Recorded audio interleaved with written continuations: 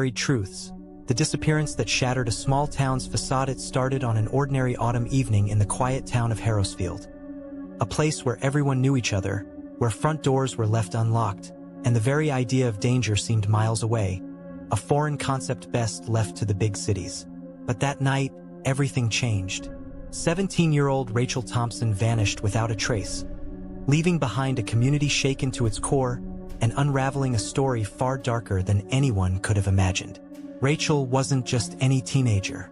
She was the pride of Harrisfield High, a star on the debate team, a straight-A student, and a passionate young woman known for her outspoken views on social justice and equality. To those who loved her, Rachel was the future, bright, determined, and fearless. But beneath her confident exterior, Rachel had grown increasingly uneasy in recent months. She had confided in her closest friend, Sarah, that she'd stumbled upon something dangerous, something powerful people in town wanted to keep buried. The initial response to Rachel's disappearance was slow and, frankly, suspicious. The local police, a force tightly knit with the town's elite, seemed reluctant to act with urgency. Search parties were half-hearted, leads were ignored, and witnesses who stepped forward mysteriously retracted their statements under unexplained pressure. Rumors spread quickly, whispers that Rachel's family, modest and outspoken, wasn't part of the town's inner circle. Some in Harrisfield quietly suggested that Rachel's disappearance might be tied to her defiance, that she had challenged the unspoken rules protecting the powerful. It wasn't long before investigative journalist Mark Reynolds caught wind of the story. Mark, a seasoned reporter known for taking on controversial cases, smelled something rotten beneath the surface. He arrived in Harrisfield determined to peel back the layers of silence and uncover the truth. What he found was a town gripped by fear, where racism, class division, and privilege were deeply embedded in the fabric of everyday life. The more Mark dug, the clearer it became that Rachel had uncovered a web of corruption and abuse of power involving prominent town leaders. Some had their hands in lucrative local businesses, others held seats in the city council or law enforcement. But all shared one goal: to maintain control by any means necessary, even if it meant silencing a young girl who threatened to expose them. Sarah, Rachel's best friend, became Mark's key source. She described how Rachel had grown anxious and secretive in the weeks before she vanished, receiving threatening messages and shadowy warnings to stay quiet. Sarah revealed a chilling detail. Rachel had recently been researching missing persons cases linked to the town, cases that were conveniently forgotten or dismissed as accidents. The community quickly divided. Some rallied behind Rachel's family, demanding a full investigation and transparency. Others closed ranks, defending the town's reputation and insisting the rumors were baseless. The local media, largely influenced by the same powers Rachel had challenged, played down the story or framed it as a typical runaway case. Mark's investigation faced relentless roadblocks. Documents disappeared, interviewees refused to talk, and an unidentified car began following him. But he persisted, driven by a conviction that Rachel's story was not an isolated tragedy, but a symptom of a systemic rot infecting Harrisfield. One night, Mark uncovered a hidden ledger containing coded transactions and names implicating key figures in illicit dealings. Everything from land grabs to bribery and worse. The ledger also hinted at a covert group operating under the radar, using intimidation and violence to keep dissent in check. Rachel's disappearance was now clearly linked to this shadow network. As Mark prepared to publish his findings, he received a chilling message: "Stop digging, or you're next." But rather than deter him, the threat only steeled his resolve. The story of Rachel Thompson was no longer just about one missing girl. It had become a battle against a culture of silence, racism, and unchecked privilege threatening to consume the entire town. What happened to Rachel Thompson? What secrets did she uncover that made her a target? And who in Harrisfield was willing to kill to keep those truths buried? The answers lie deeper than anyone expected, and the journey to uncover them will reveal a darkness lurking just beneath the town's serene surface. The tension in Harrisfield was palpable as the investigation into Rachel Thompson's disappearance deepened. Mark Reynolds' expose had sent shockwaves through the community, but it also put him in the crosshairs of the very people determined to keep the town's darkest secrets hidden. Local law enforcement, already under scrutiny for their sluggish response, seemed increasingly reluctant to cooperate, as if some invisible hand was pulling the strings from behind the scenes. Sarah, Rachel's closest friend, was now living in fear. She had become Mark's most vital witness, but every day brought new threats. One afternoon, as Sarah left her part-time job at the town library, a black pickup truck followed her for blocks before disappearing into the night. She confided to Mark that she believed Rachel's disappearance was just the beginning, that anyone who tried to speak up was at risk. Rachel's family, meanwhile, faced relentless hostility. Harrisfield was a town that prized appearances, and the Thompsons' persistence in seeking answers made them pariahs in many eyes.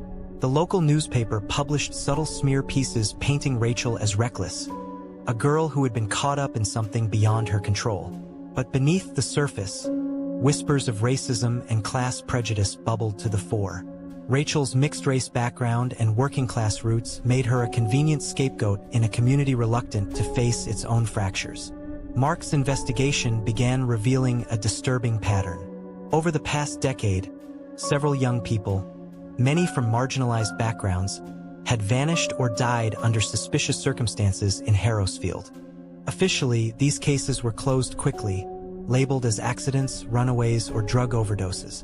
But Mark's research uncovered troubling connections, shared locations, overlapping acquaintances, and possible cover-ups involving key figures in local government and business. One night, Mark met with a whistleblower, a former police officer named Jim Wallace, who had been quietly collecting evidence. Wallace revealed how the department had been pressured to overlook or actively suppress investigations that could implicate powerful individuals. "It's not just incompetence," Wallace said grimly. "It's collusion, and it runs deeper than you think." Wallace handed Mark a trove of internal memos, call logs, and surveillance reports indicating that several missing person cases had been deliberately mishandled. Worse, some witnesses had been intimidated or paid off to keep quiet. The line between law enforcement and the town's elite was blurred, creating a dangerous environment where truth became the ultimate enemy. With this new evidence, Mark tried to galvanize public outrage, but the community remained divided. Many were terrified to speak out, fearing retaliation. Others clung to denial, unwilling to believe that their idyllic town harbored such corruption and cruelty. Religious leaders, politicians, and business owners issued vague statements of support for the Thompsons, but none took meaningful action. Then, an anonymous tip sent Mark to an abandoned farmhouse on the outskirts of town, a place locals avoided, shrouded in rumors of illicit activity. Inside, he found chilling remnants: old photographs, personal belongings, and what appeared to be a makeshift shrine dedicated to missing youths. It was a haunting testament to lives lost and stories buried. Mark's reporting began drawing national attention, and with it, increasing pressure on Harrisfield's officials.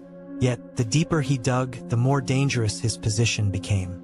His home was broken into, his phone hacked, and shadowy figures began tailing his movements. The message was clear: some truths came at a deadly cost. In the midst of this, Sarah disappeared. Her last known location was near the same abandoned farmhouse. The town's silence grew even louder, as if swallowing the girl whole. Rachel's family was devastated. The Thompsons now found themselves caught in a nightmare of grief and terror, fighting not only for answers but for their very survival. The lines between victim and perpetrator blurred, revealing a community ensnared in prejudice, corruption, and violence. Harrisfield was no longer the sleepy town it appeared to be.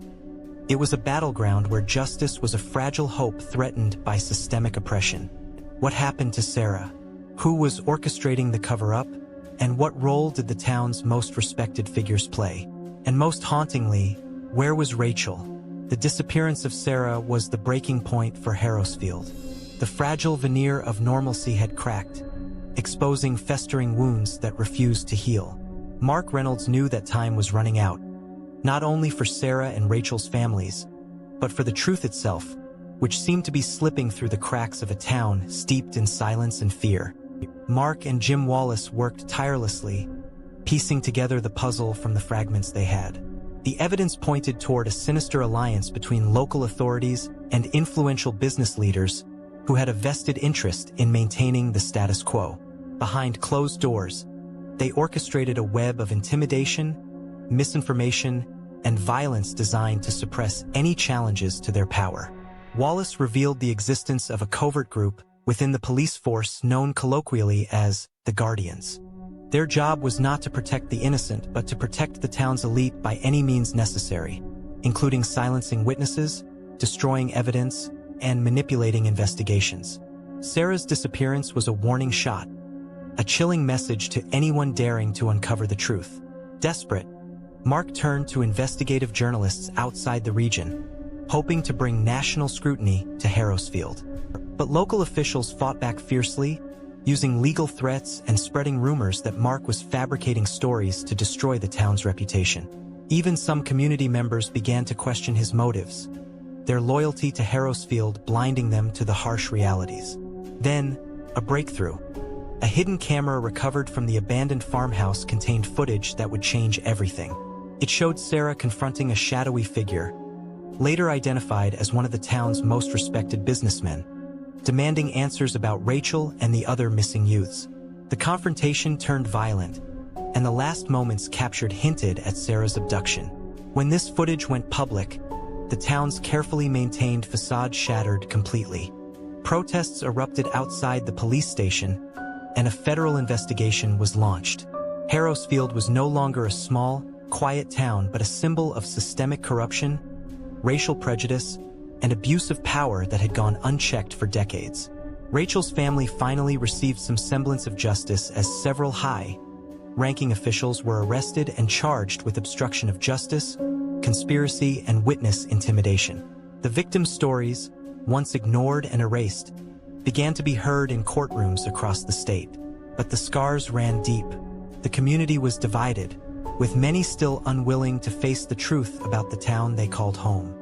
Families of the missing continued to search for closure, grappling with a painful reality that no apology or conviction could fully heal. Mark Reynolds, having risked everything to expose Harrisfield's darkest secrets, disappeared from the public eye soon after the trial. Some said he left town, fearing retaliation. Others whispered he had become another casualty of a system that punished those who dared to seek the truth. The story of Rachel, Sarah, and the countless others remains a haunting reminder of what can happen when power goes unchecked, when prejudice shapes justice, and when silence becomes complicity. Harrisfield's buried truths no longer lie beneath the surface, but the wounds they left behind continue to fester, an urgent call to confront inequality and corruption wherever they hide. This was not just the story of a small town's darkest hour. It was a mirror held up to society itself, reflecting uncomfortable realities about race, privilege, and the devastating cost of ignoring the vulnerable. The fight for justice is ongoing, and the legacy of those lost demands nothing less than truth and accountability. Months passed, but the echoes of Harrisfield's reckoning refused to fade. The federal investigation widened, uncovering similar patterns of corruption in nearby towns, suggesting Harrisfield was not an outlier, but a symptom of a much deeper rot. Rachel and Sarah's names became rallying cries across the state, symbols of resilience in the face of systemic abuse. Grassroots movements, led by students, activists, and grieving families, sprang up demanding police reform, transparency in local governance, and justice for the forgotten. Rachel's mother, Elena, once silenced by grief, now spoke at universities and town halls. Her voice, steady but filled with fire, called for a world where no child's voice could be buried under fear. "We owe them more than tears," she'd say, clutching Rachel's photo. "We owe them change." Then, a shocking twist emerged. A former Guardian member, guilt-ridden and terminally ill, came forward with a journal. Inside were names, dates, and locations, evidence of every cover-up, including the site where Rachel's body had been hidden. Authorities, under national pressure, searched the site, a dry riverbed behind a decommissioned mill. There, they uncovered human remains, along with remnants of Rachel's backpack. The confirmation was devastating. yet it brought the closure so long denied. Rachel Thompson was laid to rest beside Sarah, whose body had been found weeks earlier in a shallow grave near the farmhouse. Their funerals drew thousands, a mourning nation finally bearing witness. Harrisfield would never be the same, but perhaps that was the point. The cost of truth had been unbearable, but in facing it, the town found something closer to justice. And though Rachel's light had been extinguished far too soon, the fire she sparked would burn on, in protests, in policy, and in the hearts of those who refused to look away.